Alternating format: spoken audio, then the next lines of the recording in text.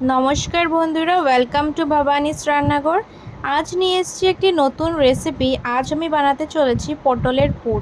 সবথেকে প্রথম আমি নিয়ে নিয়েছি পটলকে অল্প সিদ্ধ করে, আর নিয়ে নিয়েছি কোয়াশ, আর একটা টুকরো আলু, আর অল্প পনির।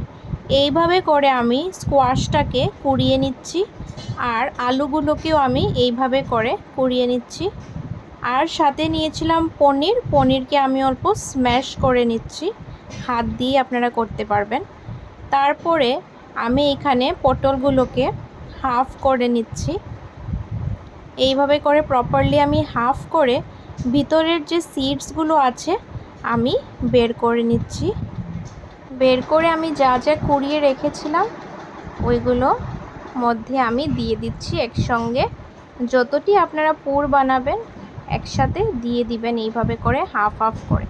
আমরা এখন একটা প্যান গরম করে আমরা সব জিনিস একসাথে নিয়ে নিয়েছি।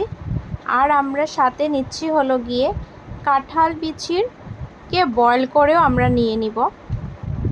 প্রথমে এখানে আমরা কোয়াশ, আলু, পনির একসাথে কুড়িয়ে যে রেখেছিলাম, আর পটলের বিচিগুলো একসাথে দিয়ে দিলাম এখানে।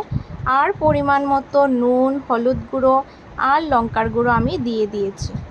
তারপর এখন ভালো করে মিক্স করব, আর সাথে দিয়ে দিলাম আমি ম্যাগি মশলা।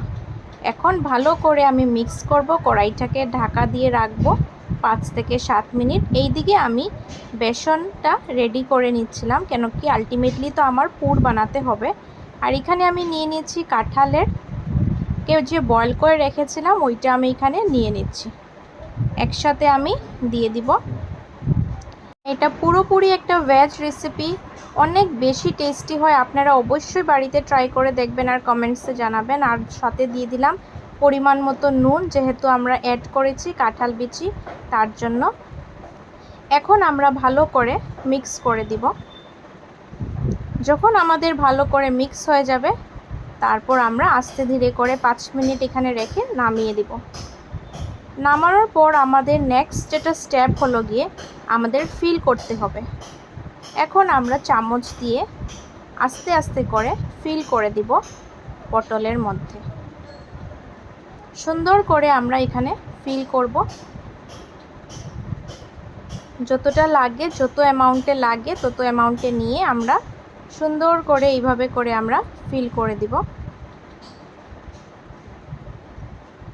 বাড়িতে যেন কোনো গেস্ট আসে, আপনারা অবশ্যই রেসিপিটা যদি প্রেজেন্ট করতে পারেন তো গেস্টদের তো অনেকই বেশি ভালো লাগবে, আর আপনারা অনেকই তারিফ পাওয়ার উপলব্ধ হয়ে যাবেন দেখবেন এই রেসিপিটা।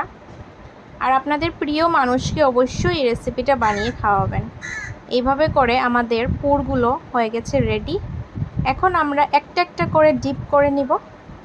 এই প্রসেসটাতে অল্প ধ্যান রাখতে হবে, নাহলে আমাদের অ্যাড যে করেছি আমরা এই যে স্টাফিংগুলো, এটা ভেঙে যাওয়ার চান্স থাকতে পারে। খুব সাবধানে আপনারা এই প্রসেসটা ফলো করবেন, যেহেতু আমাদের পটলটাও বয়েল করা অলরেডি। আপনারা খুব সাবধানে একটা একটা করে এইভাবে করে দিয়ে দিবেন। আর যারা প্রথমবার আসছেন চ্যানেলে, অবশ্যই চ্যানেলটাকে সাবস্ক্রাইব করে দিবেন। ভিডিও ভালো লাগলে অবশ্যই জানাবেন, লাইক করবেন, আর কমেন্টে নিশ্চয়ই আপনাদের ওপিনিয়নটা জানাবেন। আপনাদের কোনো রেসিপি যদি দেখতে হয় আমাদের চ্যানেল থেকে অবশ্যই কমেন্ট করবেন, আমরা চেষ্টা করব এই রেসিপিটাকে শেয়ার করার। আর আমরা আবার দেখা হবে নেক্সট আরেকটি ব্লগ নিয়ে। আরেকটি খাওয়ার দারুণ দারুণ ব্লগ আমরা আনতে থাকবো, চেষ্টা করব আপনাদের মুখে হাসি ফুটানোর। আর এইভাবে করে আমাদের পটল পুরটাও হয়ে যাচ্ছে রেডি। এটা 5 থেকে 6-7 মিনিট রাখলেই দেখবেন ব্রাউন কালার হয়ে যাবে, তাহলে বুঝে নেবেন আমাদের পুর হয়ে গেছে রেডি। কেন কি অলরেডি স্টাফিং তো আমাদের ফ্রাই করা আছেই, শুধু আমাদের একটা বাইরের একটা লেয়ার লাগে। দেখা হচ্ছে নেক্সট ব্লগে। টাটা।